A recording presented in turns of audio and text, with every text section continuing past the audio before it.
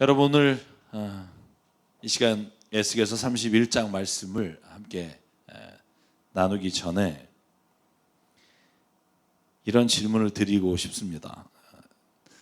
여러분 우리가 인생을 살아가면서 가장 우리를 힘겹게 하고 우리의 인생에서 나를 자꾸 주님이 원하시지 않는 길로 이끌어가는 것이 무엇일까 하는 겁니다.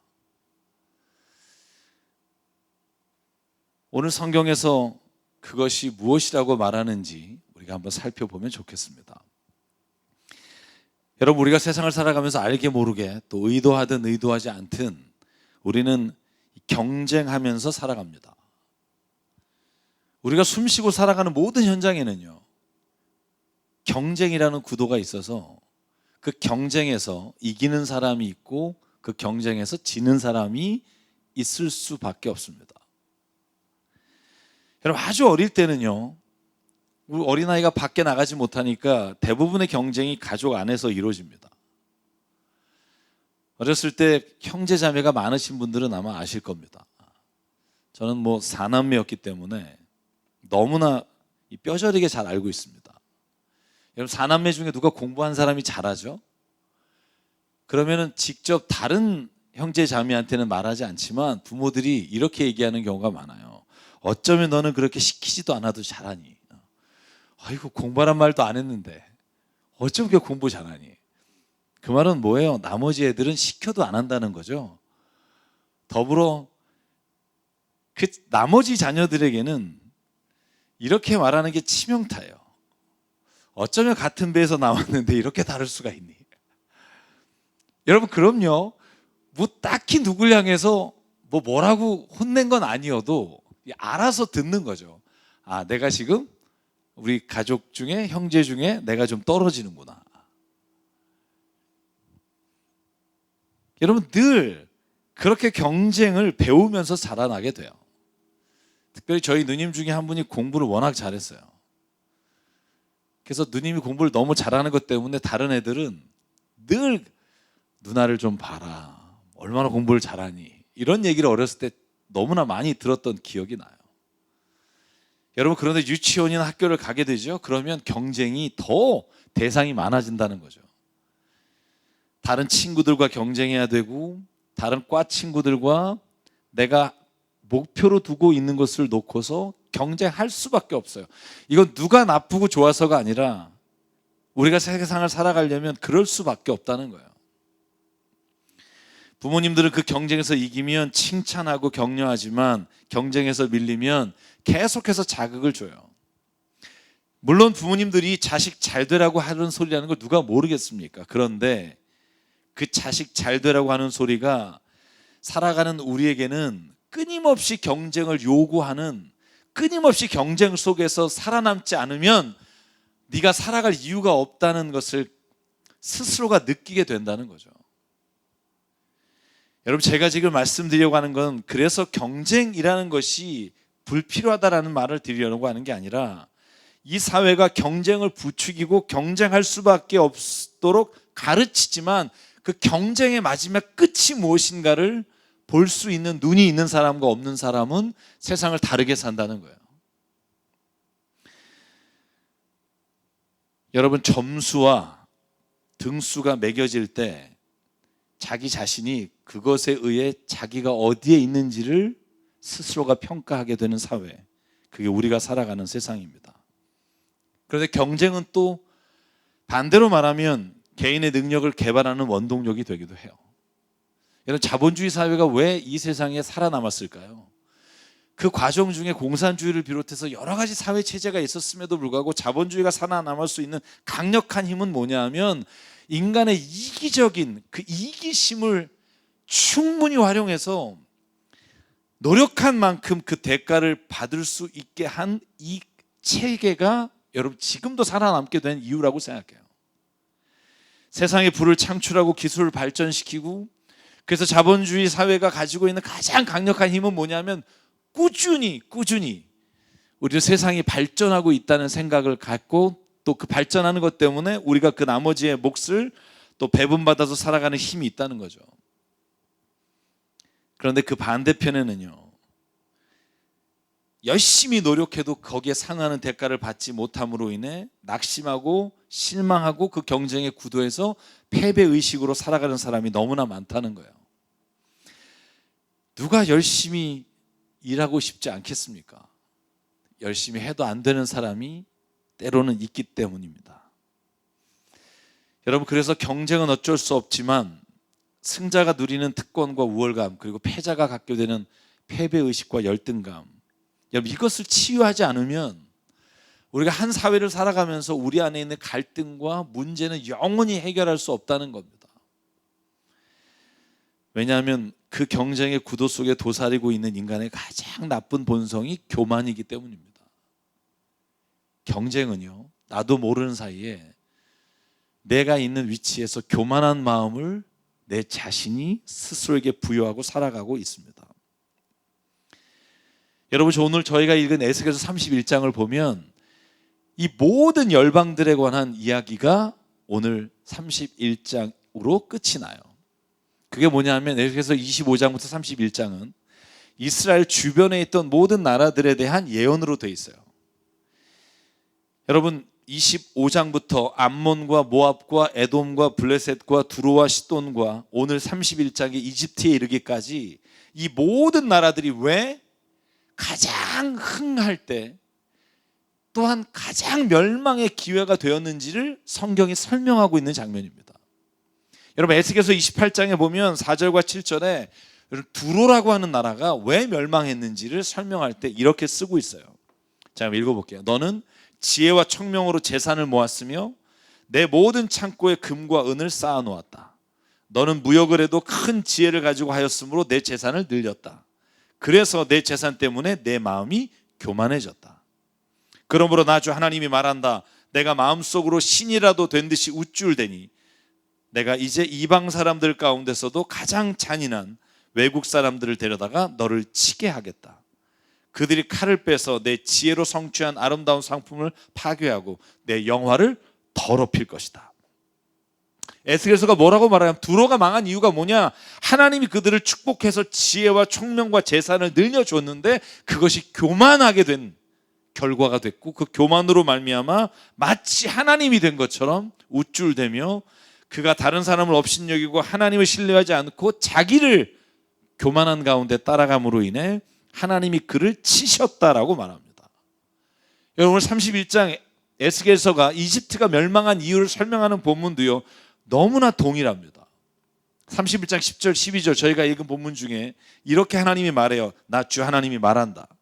그 나무의 키가 커지고 그 꼭대기가 구름 속으로 뻗쳐면서 키가 커졌다고 해서 그 나무의 마음이 교만해졌다. 이 나무가 이집트입니다. 그러므로 나는 그 나무를 민족들의 통치자에게 넘겨주고 그는 그 나무가 저지른 악에 맞는 마땅한 벌을 내릴 것이다. 나는 그 나무를 내버렸다. 사실 여러분, 오늘 성경에서 말하고 하는 것이 뭐냐면 열방의 멸망만이 교만에서 시작된 게 아니라는 거예요.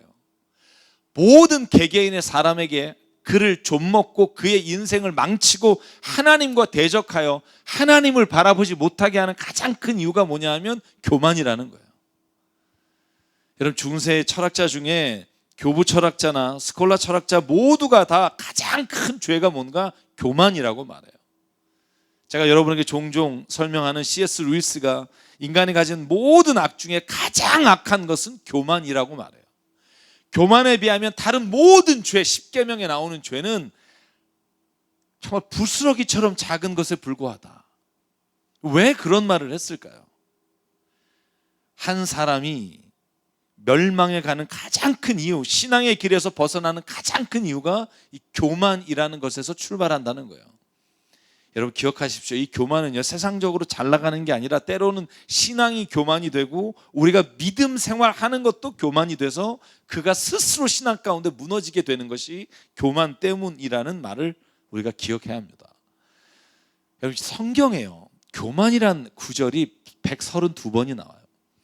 다른 비슷한 구절까지 하면 훨씬 더 많지만 이 단어만, 코테이션한 단어만 132번이 나오는데요, 그 말을 좀 살펴보면 이 교만이 어떤 특성을 가지고 있는지를 우리가 좀 제대로 볼 수 있을 것 같습니다. 첫 번째, 신명기 8장 13절에 보면 하나님을 잊어버리게 되는 이유, 하나님을 떠나는 가장 큰 이유가 교만이라고 말합니다. 여러분 신명기에 이렇게 말합니다. 또 당신들의 소와 양이 번성하고 은과 금이 많아져서 당신들의 재산이 늘어날지라도 혹시라도 교만한 마음이 생겨서 당신들 이집트 땅 종살이하던 집에서 이끌어내신 주 당신들의 하나님을 잊어버리는 일이 없도록 하십시오. 이런 일이 있었다는 거죠. 여러분 왜 신앙생활을 잘하다가 그가 하루아침에 하나님의 눈에서 하나님의 기뻐하시는 삶에서 벗어나느냐? 그 모든 것들이 그의 삶에서 교만이 시작되기 때문입니다. 성경이 또 뭐라고 말하냐 하면 하나님의 말씀에 순종하지 않는 이유가 뭡니까? 오늘 느헤미야 9장 29절 이렇게 말합니다. 돌이켜 주님의 율법대로 바로 살라고 주님께서 엄하게 타르셨지만 그들은 거만하여 주님의 명령을 따르지 않았습니다. 지키기만 하면 살게 되는 법을 주셨지만 오히려 그 법을 거역하며 죄를 졌습니다. 주님께 등을 돌리고 목이 뻣뻣하여 고집을 버리지 못하였으므로 복종하지 않았습니다. 하나님 말씀에 순종하지 않는 이유도 교만입니다. 자신이 하나님처럼 하나님과 같은 존재라고 생각하는 것도 아까 에스겔서 28장 말씀처럼 교만입니다. 위대한 지도자, 성경이 말하는 신앙인이 무너지는 가장 큰 이유도 교만입니다. 역대하 32장 25절에 보면 히스기야에게 이렇게 말합니다. 그러나 히스기야가 교만한 마음으로 받은 바 은혜에 감사하지 않으므로 하나님의 진노가 히스기야와 유대 백성과 예루살렘 주민에게 내렸다. 사랑하는 여러분, 성경을 보면 지금 우리의 모습을 볼 수 있습니다. 성경에서 말하는 가장 하나님을 대적하고 하나님을 기쁜 삶에서 벗어나는 가장 큰 이유는 교만입니다. 그 모든 성자, 그 모든 의로운 사람이라 불리던 자가 그의 삶에서 추락하는 이유도 교만 때문입니다. 사랑하는 여러분, 저와 여러분에게 오늘 내게 보여주시는 교만이 하나님 안에서 얼마나 더럽고 큰 것인지를 볼 수 있는 눈이 열리길 주의 이름으로 축복합니다. 여러분, 그런데 그 교만한 자를 보면서 여러분 에레미야 13장에 하나님이 뭐라고 말하냐 하면 눈물을 흘리신다는 거예요. 여러분 17절 제가 읽을까요? 같이 한번 조그맣게 읽어볼게요. 시작. 너희가 이 말을 듣지 않으면 너희의 교만 때문에 내 심령은 숨어서 울고 끊임없이 눈물을 흘릴 것이다. 주님의 양떼가 포로로 끌려갈 것이므로 내 눈에서는 하염없이 눈물이 흐를 것이다. 여러분 두로와 시돈, 애굽과 북이스라엘, 남유다 모두가 다 멸망한 이유가 교만하여 하나님의 말씀을 청종치 않고 자기가 선택한 것이 옳다 여기며 걸어갔을 때 하나님이 그를 치셨고 치심으로 말미암아 그들이 이방 민족의 포로가 되거나 멸망당할 때 가장 눈물을 흘리는 게 누구냐? 오늘 성경이 말해요. 하나님이 너희가 교만 때문에 망하는 것을 보고 심령은 숨어서 울고 끝없이 눈물을 흘릴 것이다. 여러분 오늘 에스겔서 31장 14절에 뭐라고 말해요? 하나님이 그 교만 때문에 오늘 그들을 치셨고 교만 때문에 하나님이 그들을 죽음에 넘기셨다고 말합니다. 그러시면서도 하나님은요 자녀가 징벌을 받아 멸망하는 것을 보시며 하염없이 눈물을 흘리십니다. 그래서 성경은 뭐라고 말하냐면요 마지막 때 하나님이 무엇을 하시느냐? 여러분 여기에 성경 이렇게 말해요. 이사야 2장 12절. 그날은 만군의 주님께서 준비하셨다. 모든 교만한 자와 거만한 자, 모든 오만한 자들이 낮아지는 날이 마지막에 하나님께서 오셔서 심판하실 때 이루어진다고 말해요. 잠언 16장 17절 18절도 동일한 말입니다. 악을 떠나는 것은 정직한 사람의 가는 큰 길이니 그 길을 지키는 사람은 자기의 생명을 지키지만 교만에는 멸망이 따르고 거만에는 파멸이 따른다. 여러분 그래서 성경이 말하는 교만에 대한 결론은 야고보서 4장 6절과 7절이라는 생각이 들어요. 주님이 이렇게 말합니다. 그러나 하나님께서는 더 큰 은혜를 주십니다. 그러므로 성경에 이르기를 하나님께서는 교만한 자를 물리치시고 겸손한 사람에게 은혜를 주신다 하고 말합니다. 그러므로 하나님께 복종하고 악마를 물리치십시오. 그리하면 악마는 달아날 것입니다. 사랑하는 여러분 오늘 에스겔서 31장을 통해서 저와 여러분에게 하시는 주의 말씀을 듣기를 원합니다. 교만이 우리의 삶에서 우리를 하나님과 대적하게 만드는 가장 빠른 길이요, 내 삶에서 모든 것이 무너지는 것을 모르고 스스로가 망하는 길이 교만입니다. 그래서 교만은요, 우리가 살아가는 세상에서 세 가지 유형으로 나타나요. 첫째는 타인에 대한 우월감으로 다른 사람을 무시하는 방식으로 나타나요. 여러분, 이런 경우를 우리가 보잖아요. 좀 뭐 가졌다고, 뭐 좀 안다고, 혹은 자기가 좀 누린다고 다른 사람을 무시하고 그 교만을 가지고 우월감에 아주 가득 차서 살아가는 세상 사람들이 있어요. 사회의 지탄과 손가락질을 받으면서도 돌이키지 않는 사람들이 있어요. 그런데 오히려 이 교만이요, 두 번째는 열등감으로 나타나요. 재밌죠? 교만한 마음을 가지면 우월감이 생길 것 같죠. 그런데 결코 우월감으로 끝나지 않아요. 교만한 사람의 특징은요, 반드시 그 안에 우월감이 함께 있다는 거예요. 여러분, 제가 몇 달 전에 여러분에게 설교한 말씀 기억하십니까? 우월감과 열등감은 동전의 양면과 같아서 항상 한 사람의 본성 안에, 그 사람 안에 늘 같이 있다는 거예요. 왜냐하면 여러분, 경쟁 구도를 살아가는 이 세상에서 우리가 완전히 최고의 위치에 있을 수 없기 때문이에요. 우리가 누군가에게 이기고 승리하면서 우월감을 느끼면서 동시에 우리가 따라가고 싶고 나보다 더 높다고 생각하는 사람에게 내가 갖게 되는 열등감이 항상 그 안에 공존하는 거죠. 여러분, 그래서 타인을 높여주지를 못하는 이유는 내 안에 열등감이 있기 때문이고 동시에 우월감이 내 안에 있기 때문입니다. 타인과 비교해서 세워지는 것이 자존심이라고 말씀드렸어요. 여러분, 우월감을 가진 사람, 교만한 사람은 자존심이 셉니다. 그런데 자존심은 결코 그 사람을 한 사람으로서, 하나님이 창조하신 한 사람으로서 이 세상에서 가장 아름다운 삶을 살게 하지 못하는 이유가 뭐냐 하면, 자존심은요, 늘 타인과 비교해서 얻어지는 만족이기 때문에 그래요. 그래서 제가 여러분에게 말씀드리잖아요. 하나님이 주시는 마음은 자존심이 아니라 자존감이에요. 하나님이 우리 스스로를 하나님께서 주시는 마음으로 바라봄으로 말미암아 주님의 눈으로 바라봄으로 내 안에 늘 다른 사람과 비교하는 게 아니라 나를 그냥 보기만 해도 하나님의 그 사랑과 하나님의 은혜와 하나님의 그 기쁨과 감사가 내 안에 늘 차고 넘치는 것, 이게 자존감이라는 거예요. 그래서 영어에서 pride라는 말과 self-esteem이라는 말이 달라요. self-esteem, 스스로가 자기 자신을 바라보며 갖는 이 마음, 이 마음이 교만함으로 인해 무너지게 된다는 거예요.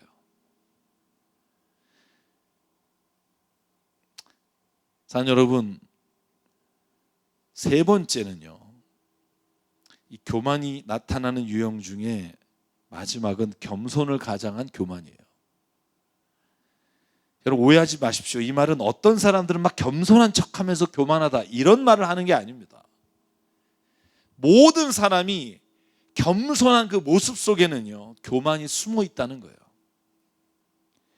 아무리 겸손해 보이는 사람이라 할지라도 그가 교만할 수밖에 없다는 걸 우리가 볼 수 있을 때, 여러분, 우리가 세상에서 보이는 것으로 인해 착각하지 않을 수 있다는 걸 기억하십시오. 결코 하나님 안에서는요, 겸손한 사람은 없습니다. 제가 결론적으로 말씀드리겠지만 사울 왕을 보십시오. 그가 처음에 하나님 만났을 때 얼마나 겸손했는지 아시죠?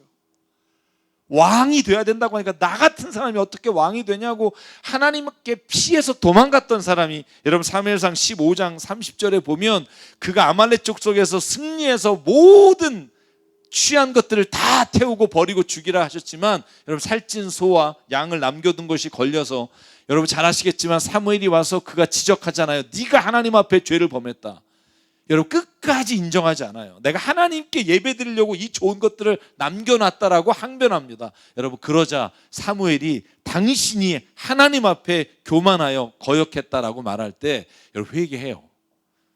잘 보실래요? 회개하는 이유가 죄를 깨우쳤고 뉘우쳤기 때문이 아닙니다. 여러분, 이게 겸손 속에 숨어있는 교만이에요. 제가 읽어볼게요. 30절 31절. 사울이 간청하였다. 사무엘에게 내가 죄를 지었습니다. 회개합니다. 그러나 나의 백성 이스라엘과 백성의 장로 앞에서 제발 나의 체면을 세워주시기 바랍니다. 나와 함께 가셔서 내가 예언자에게서 섬기시는 주 하나님께 경배할 수 있도록 해 주십시오. 여러분, 우리도 회개하잖아요. 회개해요. 그리고 정말 내가 교만했다고, 정말 내가 하나님 앞에서 잘못했다고, 죄를 졌다고 하나님 앞에 바짝 무릎을 꿇어요. 왜? 오늘 사울처럼 내 체면 지키려고 할 때가 많아요.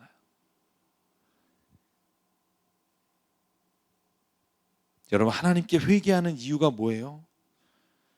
오늘 사울이 말하는 것처럼 자기의 체면을 지키기 위해서 회개할 때가 있어요.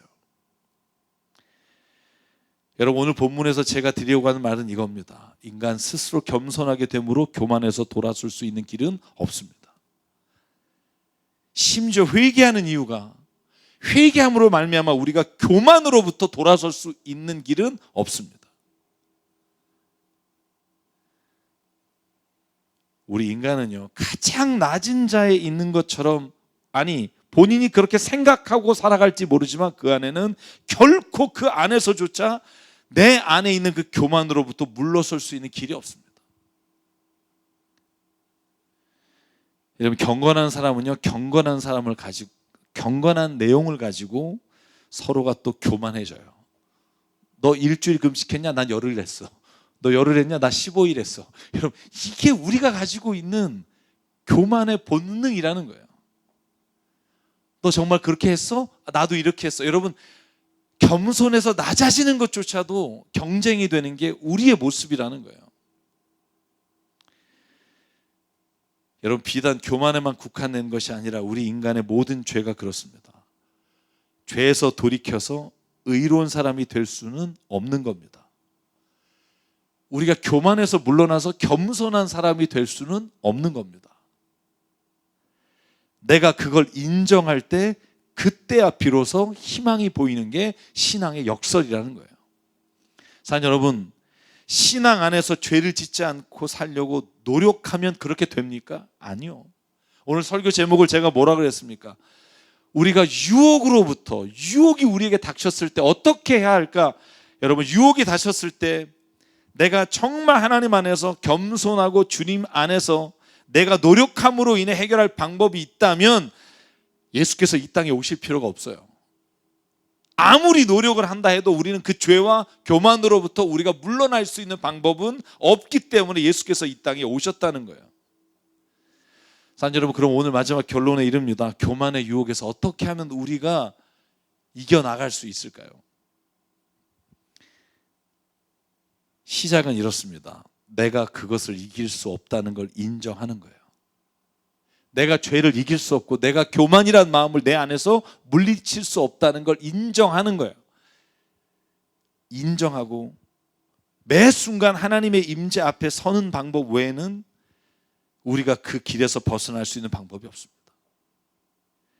매 순간 하나님 앞에 서서 내가 교만하지 않게 되거나 겸손한 사람이 되게 해달라고 기도하는 게 아니라, 나는 교만한 사람입니다, 하나님 나는 죄인입니다 라고 하나님 앞에 나를 인정할 때, 그때 하나님의 보혈로, 하나님의 선하심으로 나를 인도해 주시고 지켜주시는 거지, 내가 결코 겸손한 사람이나 의로운 사람이 되는 길은 없습니다.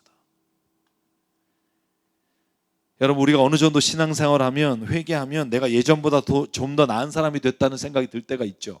안 그런가요? 전사님 그런 생각 들죠. 신학하고 교회에서 일하면 조금 내가 낮은 것 같다. 교회에서 반주하고 또 교회 사역하면 그래서 내가 예전보다는 좀 낮은 사람이라고 생각하는 건 착각입니다. 내가 낮은 게 아니에요. 제가 아무리 절 봐도 제가 예전보다 더 좋은 사람이 된 게 아니에요. 다만 더 하나님 앞에 하나님이 내 삶에 임재하시기를 원하는 마음이 내 안에 있는 거지, 내가 결코 좋은 사람이 되거나 더 나은 사람이 되는 것으로 내 삶이 변하는 게 아닙니다. 우리가 결코 예전보다 훌륭한 사람이 된 것이 아니라 내가 죄인인 것을 끊임없이 보게 하시는 하나님의 보혈 앞에 서 있기 때문에 내가 그것을 인정함으로 인해 내가 하나님 앞에 의롭다 여김을 받는 겁니다. 사랑하는 여러분, 그래서 로마서 4장 6절부터 8절에 뭐라고 말해요? 그래서 행한 것이 없어도 하나님께서 의롭다고 여겨주시는 사람이 받을 복을 다윗도 다음과 같이 말했습니다. 하나님께서 잘못을 용서해 주시고 죄를 덮어주신 사람은 복이 있다. 주님께서 죄 없다고 인정해 주실 사람은 복이 있다. 이 말이 뭡니까? 우리가 하나님 앞에 회개할 때 우리가 죄인에서 의롭게 되거나 겸손한 사람이 되는 게 아니라 내가 하나님 겸손할 수 없는 존재이며 내가 죄를 생각할 수밖에 없는 존재입니다라고 하나님 앞에 내 죄를 인정하고 하나님만이 나를 이 상황에서 건져내실 분입니다. 주의 십자가만이 나를 이 상황에서 이기게 하시는 분입니다라고 말할 때 그를 하나님은 그 믿음을 보시고 의롭다 여기시며 우리를 그 상황에서 하나님께서 그 길을 도망하거나 피하거나 이길 수 있는 힘을 주실 뿐이지 우리의 존재가 겸손한 자로 바뀔 수 있는 길은 없다는 거예요. 왜냐하면요, 우리의 교만이나 죄는 욕망에서 시작하기 때문이에요. 여러분, 욕망은요 없앨 수가 없어요. 여러분, 식욕이 없으면 생존할 수가 없고요, 성욕이 없으면 자손을 낳을 수가 없고요, 수면력이 없으면 죽어요. 우리가 다시 말하면 내가 죄인이 아니길 원합니다라고 말하는 건 여러분 우리가 이 모든 욕망이 없어지기를 원하는 거예요. 그런데 이 욕망은 우리가 생존하는 데 필요한 것이고 이 욕망이 더 잘못된 길, 더 욕심 가운데 악한 길에 갈 때 우리가 죄의 길로 가기 때문에 우리 이 유혹으로부터 혹은 이 죄로부터 자유로운 자가 될 수가 없다는 걸 기억하십시오. 그래서 성경이 뭐라고 말해요? 우리가 할 수 있는 방법은 매일 매 순간 내가 하나님 앞에 서는 거예요. 십자가 은혜 앞에 서는 거예요.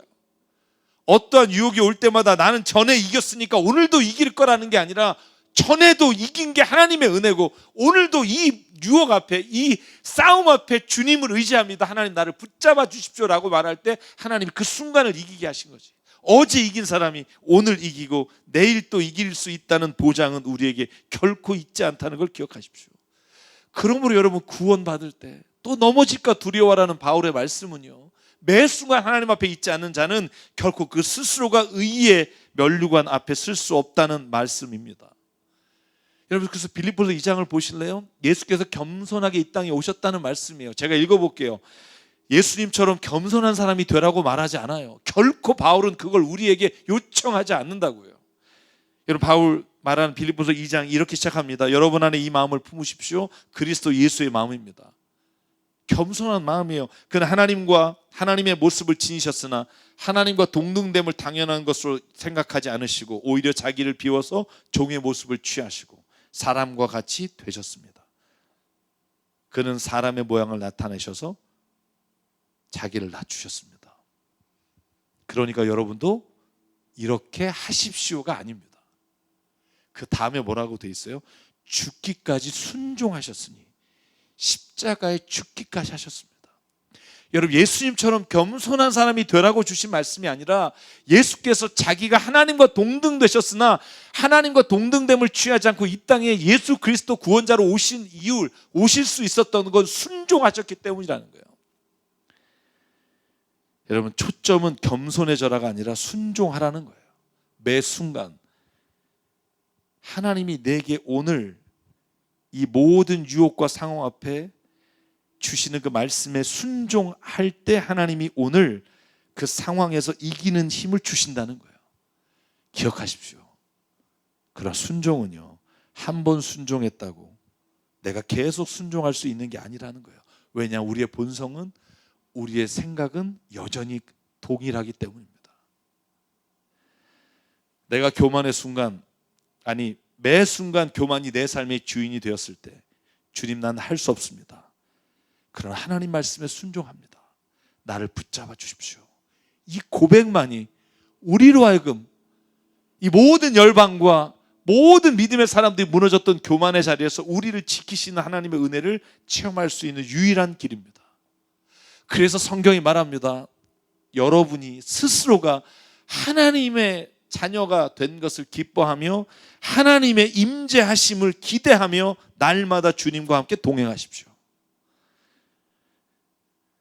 그래서 여러분, 결국 하나님이 우리에게 원하시는 건 뭐냐 하면 내가 죄인이라고 고백함으로 말미암아 주시는 가장 큰 은혜, 죄가 나를 지배하지 못하도록 나를 이끌어 주신다는 거예요. 그러나 내가 죄인입니다라고 고백하지 않고 내가 날마다 하나님 앞에 서지 않으면 내 죄가 나를 지배하는 것을 내가 막을 수가 없기에 불쌍한 자로 전락하여 교만으로 말미암아 멸망의 길을 갈 수밖에 없다는 걸 오늘 우리에게 말씀해 주십니다. 여러분, 그래서 로마서 6장 12절과 13절을 마지막으로 읽겠습니다. 그러므로 여러분은 죄가 여러분의 죽을 몸을 지배하지 못하게 해서 여러분이 몸의 정욕에 굴복하는 일이 없도록 하십시오. 그러므로 여러분은 여러분의 지체를 죄에 내맡겨서 불의의 연장이 되게 하지 마십시오. 오히려 여러분은 죽은 사람들 가운데서 살아난 사람답게 여러분을 하나님께 바치고 여러분의 지체를 의의 연장으로 하나님께 바치십시오. 이길 수 있는 방법은요, 죄가 우리를 지배하지 못하게 하는 방법은 내가 스스로 더 나은 사람이 되는 게 아니라 내 몸이 죽고 내가 하나님 앞에 내 자신을 바치고 그분이 나를 오늘 이 순간에도 이끌어 주심에 맡기는 길 외에는 없다는 것을 저 여러분이 주님 앞에서 고백하며 살길 주의 이름으로 축원합니다. 여러분, 그래서 속지 마십시오. 여러분 주변에 경건해 보이는 사람, 굉장히 죄와 거리가 멀어 보이는 사람, 정결하게 보이는 사람, 여러분 그런 사람이 눈에 보일지라도 속지 마십시오. 결코 그 사람은 정결한 사람이 아니며 경건한 사람이 아닙니다. 그가 지금 죄의 몸의 지배를 받지 못하게 하나님 앞에 있을 뿐이고 그게 전부이기에 그 사람은 의롭지 않음을 볼 수 있어야 우리가 이단과 유혹에 빠지지 않고 사람을 우상으로 여기는 이로부터 물러날 수 있습니다. 그 어떤 사람도. 여러분, 그래서 누군가가 저에게도 마찬가지고 여러분에게 참 저 사람 겸손하다라는 말을 들을 때 그 사람이 교만해진다는 걸 꼭 아셔야 합니다.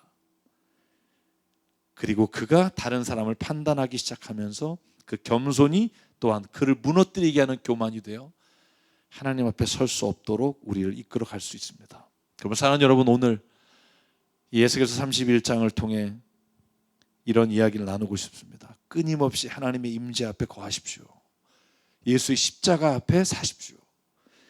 나는 하나님 결코 그런 사람이 아닙니다라고 고백하십시오.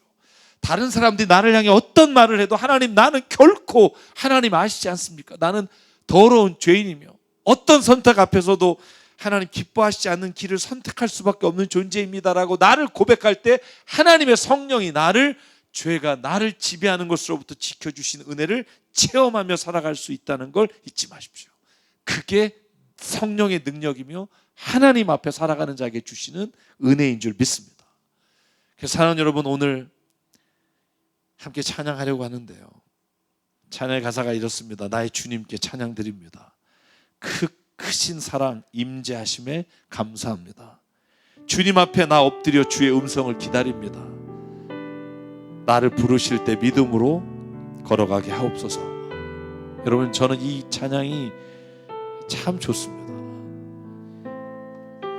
여러분, 내 힘이 아니라 주님이 나의 삶의 인도자가 되어주시고 손을 잡아주실 때 그때만이 내가 그 모든 상황 가운데서 죄와 교만을 능히 이길 수 있는 힘을 주시는 하나님을 체험할 수 있는 줄 믿고 이 시간 함께 찬양으로 고백하겠습니다.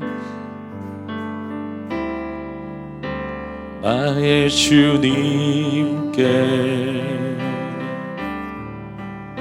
찬양 드리며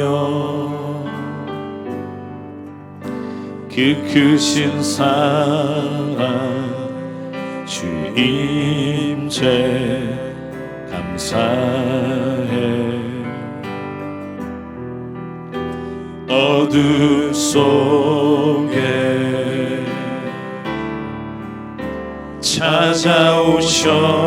찾아오셔서 주님의 영광 보게 하시네. 의심하는 나를 손 내밀어 잡아주시네. 두려운 맘 내려놓고 주 바라봅니다.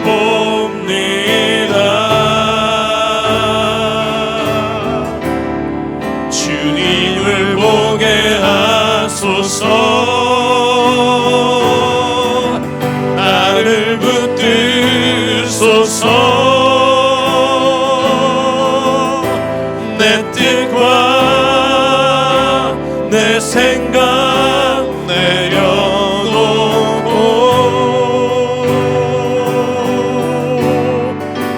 임 앞에 나 엎드려 주의 음성 기다리니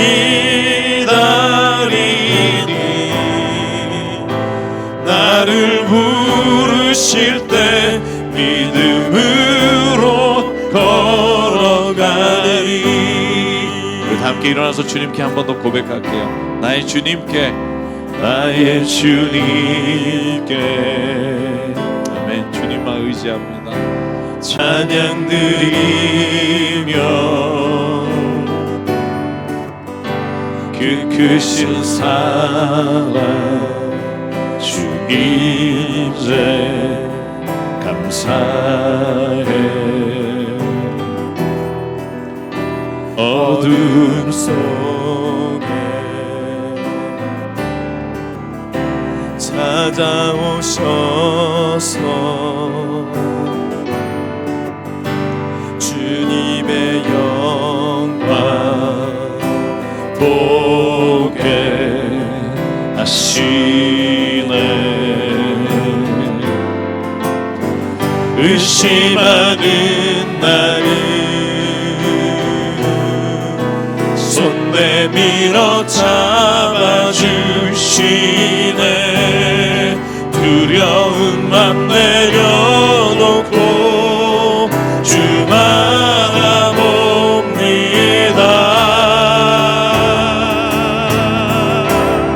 주님을 보게 하소서. 나를 붙들소서. 내 뜻과 내 생각 내려놓고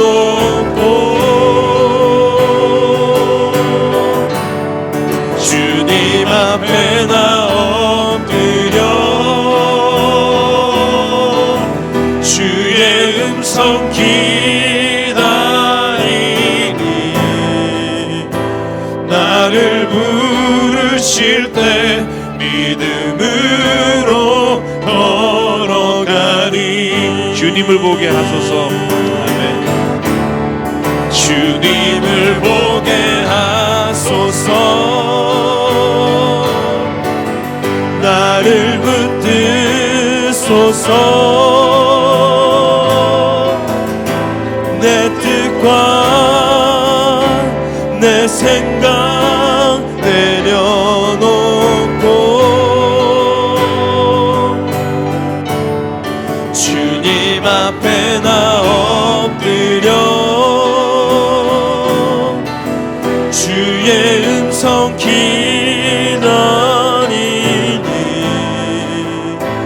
나를 부르실 때 믿음으로 걸어가리.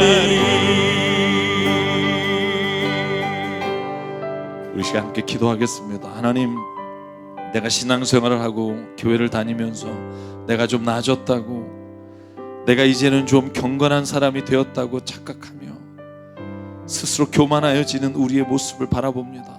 하나님, 내 안에 오늘도 그런 교만한 자를 주께서 깨워주시고, 여전히 나는 주님 육신의 본능에 따라 그 이기적인 생각에 따라 살아가는 불쌍한 자임을 주님 앞에 끊임없이 고백함으로 내 안에 있는 이 교만의 죄로부터 하나님 이길 수 있는 성령의 능력을 하나님 공급받게 하여 주시옵소서.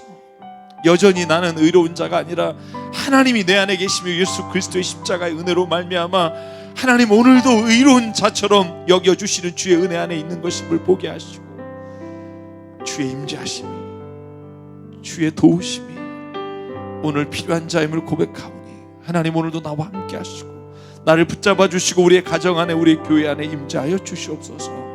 오늘 말씀을 기억하며 이 시간 우리가 한 목소리로 하나님 앞에 결단하며 통성으로 기도하겠습니다. 아버지 하나님 감사합니다. 오늘도 하나님 주님의 말씀 앞에 섭니다. 너희가 교만함으로 멸망하게 되었다. 너희가 교만함으로 오늘도 내 손에서 떠나게 되었다. 내가 교만함으로 하나님과 같이 여겨 스스로를 따르게 되었다고 말씀하시고 오늘 이 시간 주님 앞에 솔직히 고백하오니 나는 경건한 것이 없으며 내 안에 선한 것이 없으며 내 안에 의로운 것이 없으며 내 안에 겸손한 것이 없으며 아버지 하나님 오직 주님이 살아계시지 않으면 주의 십자가의 은혜가 아니면 결코 하나님 이렇게 살아갈 수 없는 존재의 분이시라 고백합니다. 하나님 나를 붙잡아주시고 하나님 나를 붙잡아주시고 손으로 만들어주시고 성령의 인도하는 채우고 주시옵소서. 아버지 하나님 붙잡아주셔서 오늘도 이 아둔한 마음을 부르게 하시고 매일매일 하나님 앞에 매일매일 십자가 앞에 결단하고 어제 내가 아니라 아버지 하나님 내가 아니라 내 순간 하나님께 주시옵소서. 아버지 하나님 사랑하게 하여 주시옵소서. 자격이 없음을 너무나 잘 아시옵소서. 사랑할 자격도 없습니다. 아버지 하나님 주님에게 사랑을 하게 하시고 그 주님의 창조의 섭리 안에 우리가 살아갈 수 있도록 주님 앞에 엎드려 영으로 말미암아 살게 하시고 주의 말씀으로 말미암아 살게 하시고 주의 음성 기다리 동행하며 살아갈 수 있도록 성령 가운데 나를 부르실 때 믿음으로 걸어가리.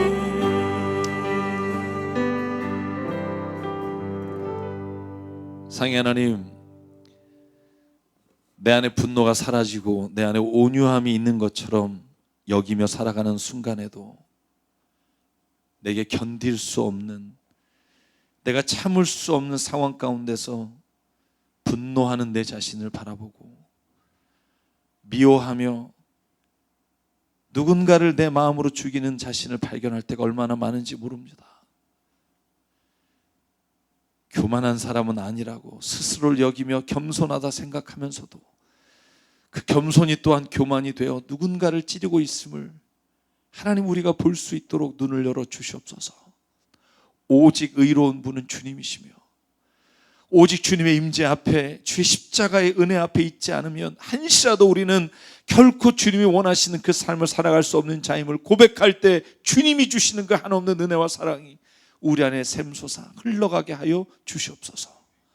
간절히 기도합니다. 주님, 오늘도 주님 교만한 자를 꺾으시고 겸손한 자를 찾으시는 주님인 것을 아오니 이 시간 우리에게 모든 삶의 자리에 모든 다른 사람과 경쟁하여 살아가는 우리의 모든 삶의 습성 중에 아버지 하나님 그 가운데서도 하나님의 은혜를 체험한 자, 하나님의 사랑을 체험한 자로 그 모든 상황을 주의 말씀으로 바꾸며 화평케 하는 자로 살아갈 수 있도록 하나님 우리 그리스도인 한 사람 한 사람 새삼교회 교우들을 주께서 붙잡아 주시고 이 세상에서 주님의 빛과 소금으로 살아갈 수 있는 자로 오늘도 인도하여 주시옵소서.